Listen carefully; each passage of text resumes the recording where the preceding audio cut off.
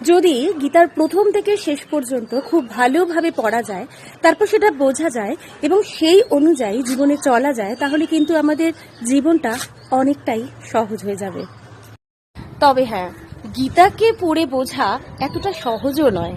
তবে আমার কাছে গীতার একটা সারাংশ রয়েছে, সেটা আমি জেনেছি আর মনে হলো চলো তোমাদের সঙ্গে শেয়ার করি।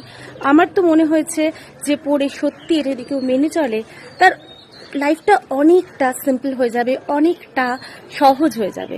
যা হয়েছে তা ভালোই হয়েছে, যা হচ্ছে তা ভালোই হচ্ছে, যা হবে তা ভালোই হবে।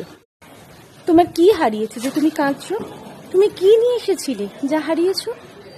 তুমি কি সৃষ্টি করেছো যা নষ্ট হয়ে গেছে? তুমি যা কিছু নিয়েছো এখান থেকেই নিয়েছো, যা কিছু দিয়েছো এখানেই দিয়েছো। তোমার আজ যা আছে কাল সেটা অন্য কারো ছিল, পরশু সেটা অন্য কারো হবে। পরিবর্তনই সংসারের নিয়ম।